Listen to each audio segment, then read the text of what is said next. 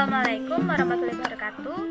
Saya Dian Novianti dari kelompok 5 akan terlebih dahulu menjelaskan apa itu balance scorecard dan bagaimana konsep balance scorecard itu.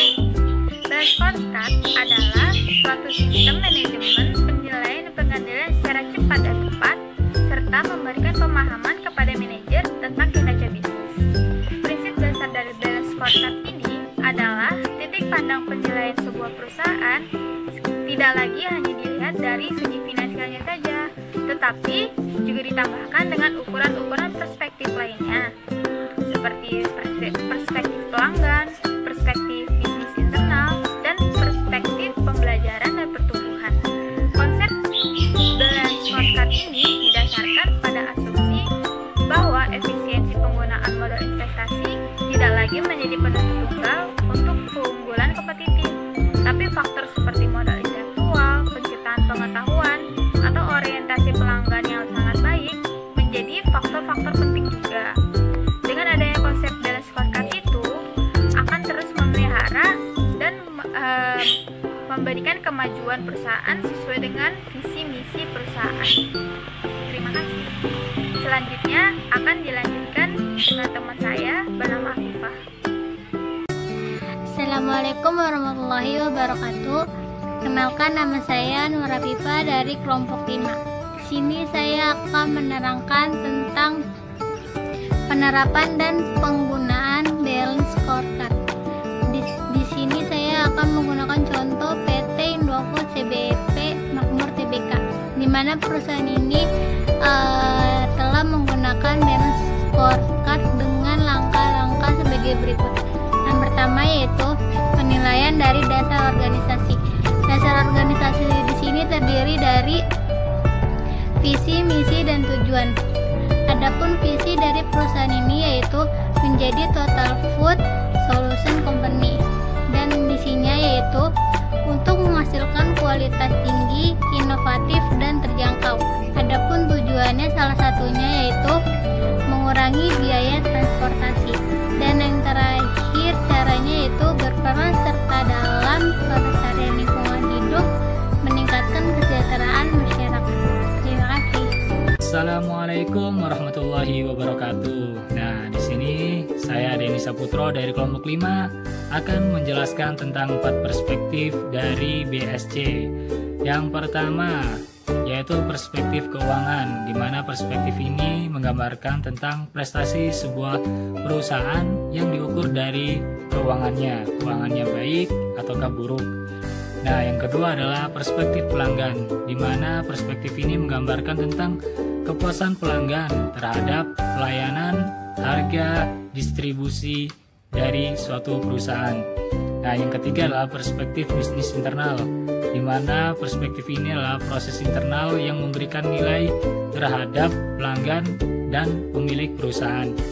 Nah, yang keempat adalah perspektif pembelajaran dan pertumbuhan, di mana perspektif ini menggambarkan tentang kemampuan suatu individu yang ada di dalam perusahaan di dalam meningkatkan laba dan pelayanan untuk pelanggan. Nah, dari keempat perspektif tersebut akan bisa mendorong program dari BSC untuk bisa bekerja lebih baik. Nah, dari suatu program pastilah tidak akan semua berjalan dengan lancar. Nah, untuk bisa berjalan dengan lancar perlu adanya yang namanya evaluasi.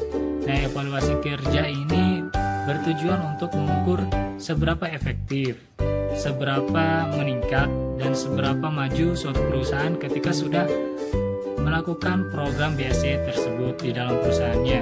Bisa jadi program tersebut menjadi hambatan bagi perusahaan untuk maju karena adanya suatu kegagalan, di mana kegagalan itu bisa dari internal perusahaan ataupun bisa dari eksternal perusahaan. Nah, semoga teman-teman yang lain bisa memahami penjelasan dari saya. Kurang lebihnya saya mohon maaf. Wassalamualaikum warahmatullahi wabarakatuh. Selamat malam. Perkenalkan, nama saya Andar Sahabatu Tagaol. Saya dari kelompok 5. Di sini saya akan menjelaskan langkah ketiga tentang penerapan dan penggunaan balance scorecard.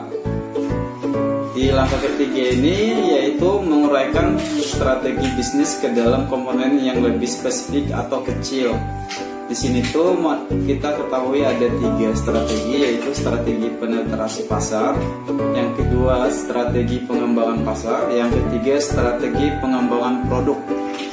Jadi di sini saya mau ambil contoh tentang perusahaan dari perusahaan OT atau PT orang tua, di mana di sini tuh perusahaan ini menjual makanan-makanan ringan dan minuman dan sejenisnya. Di dalam sini saya ambil contohnya yaitu tentang yang 3 langkah strategi yang tadi. Yang pertama strategi penetrasi pasar. Di sini PT OT sudah seperti yang kita sudah ketahui, salah satu contohnya seperti teh gelas. Untuk penyebarannya sudah banyak dan kita juga sering menemukan iklannya. Jadi di strategi penetrasi pasar ini untuk mengembangkan suatu usaha atau perusahaan agar produknya dikenal banyak orang, di sini perusahaan menggunakan iklan, tenaga iklan yang lebih dan promo-promo lainnya untuk membantu ke masyarakat mengenal produk agar produk bisa terjual banyak dan peminatnya juga banyak. Yang kedua itu strategi pengembangan pasar. Di sini tujuannya untuk memperbesar pangsa pasar, yaitu dengan cara melakukan sales marketing ke daerah-daerah tertentu. Misalnya seperti PT OT yang pernah saya alami atau pengalaman dari saya itu, yaitu dengan menggunakan penawaran langsung toko ke toko. Misalnya menawarkan minuman atau makanan ke pedagang untuk dijual lagi, atau bisa dibilang seperti distributor juga. Yang ketiga itu strategi pengembangan produk. Di sini tuh meningkatkan penjualan dengan strategi diferensiasi. Strategi ini dicirikan dengan keputusan perusahaan. Maksudnya di situ yaitu tentang gimana perusahaan mempunyai sebuah ide, gimana produk yang sama tetapi menggunakan merek atau sesuatu yang unik, jadi beda dari produk-produk lainnya, sehingga dimana customer atau produsen kita itu semakin tertarik dengan apa produk yang kita miliki dengan model yang berbeda dari model-model yang lain. Selain dari kita menarik perhatian dari publik atau produsen kita, di sini kita juga menjaga kualitas sebuah produk dari perusahaan tersebut agar selalu tetap berkembang dan kedepannya semakin tercapai dengan tujuan perusahaan yang sesungguhnya. Oke guys, sekian dari pembahasan dari saya tentang langkah ketiga tentang penggunaan penerapan balance scorecard. Semoga bermanfaat. Terima kasih, selamat malam.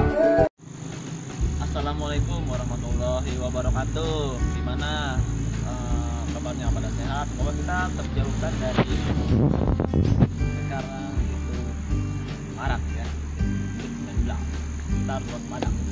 Perkenalkan, nama saya Ibnu Ruslan. Saya dari kelompok 5 ingin menjelaskan tentang suatu sistem penerapan dan konsep balance scorecard, di mana konsep ini terdiri dari beberapa penerapan perusahaan, dan di mana perusahaan sendiri ada visi dan misi perusahaan sendiri dalam konsepnya, karena dari perusahaan juga konsepnya berbeda-beda ya.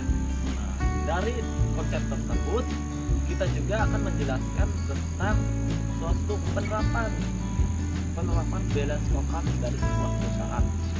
Ada 4 penerapan yang saya akan paparkan di sini. Yang pertama yaitu kita harus menilai apa? Nilai dari strategi bisnis itu sendiri. Di mana perusahaan bisa menilai apa itu penilaiannya. Yang kedua itu kita bisa mengembangkan dari kita yang sudah menilai kesalahan-kesalahan yang ada. Kita harus mengembangkan supaya masalah yang terjadi akan bisa teratasi demi tujuan perusahaan. Yang ketiga yaitu menguraikan. Setelah kita kembangkan, setelah dinilai, kita menguraikan dari konflik sedikit demi sedikit supaya menjadi langsung teratasi dengan diuraikan satu persatu. Yang terakhir, nah ini yang terpenting ya, itu membuat peta dalam strategi bisnis tertentu, di mana di peta itu sendiri ada pembagiannya. Ada 4 pembagian. Yang pertama Yang pertama yaitu perspektif keuangan, di mana dalam perusahaan tentunya ada ya suatu manajemen atau strategi untuk keuangan sendiri. Yang kedua yaitu perspektif pelanggan, di mana dinilai dari kepuasan pelanggan intinya gitu ya. Yang ketiga itu perspektif bisnis internal, di mana itu ada semacam kita di internal sendiri ya, internal perusahaannya. Yang keempat itu yang terakhir pengembangan dan pertumbuhan. Itulah yang saya jelaskan dari sistem, konsep dan penerapan balance scorecard. Assalamualaikum warahmatullahi wabarakatuh. Perkenalkan, saya Robi Ahlan dari kelompok 5. Kali ini saya akan membahas tentang kegagalan dalam balance scorecard. Begitu. Oke, yang pertama, hambatan sumber daya. Hambatan sumber daya terjadi karena adanya anggaran yang tidak dikaitkan terhadap strategi organisasi, sehingga biaya tersebut tidak langsung masuk pada visi dan misi perusahaan. Akhirnya terjadilah pemborosan pada sumber daya. Poin 2, hambatan manajemen. Yang membuat PSG itu gagal juga berasal dari manajemen itu sendiri, karena terlalu sedikit menghabiskan waktu untuk membahas strategi organisasi dan terlalu banyak menghabiskan waktu pada pembuatan keputusan yang sifatnya taktis jangka pendek. Yang ketiga, hambatan visi. Hambatan visi terjadi karena ada beberapa orang dalam organisasi tersebut tidak memahami dan mengerti apa visi dan strategi dalam perusahaan mereka sendiri. Baik, kita masuk ke poin 4, hambatan orang. Banyak orang dalam suatu organisasi memiliki tujuan kegiatan yang tidak terkait dalam strategi organisasi, dan sebagian lainnya tidak sangat termotivasi dalam mencapai tujuan yang terkait dalam strategi organisasi tersebut. Baik, itulah penjelasan dari saya. Saya Robi Ahlan. Sekian dan terima kasih. Wassalamualaikum warahmatullahi wabarakatuh.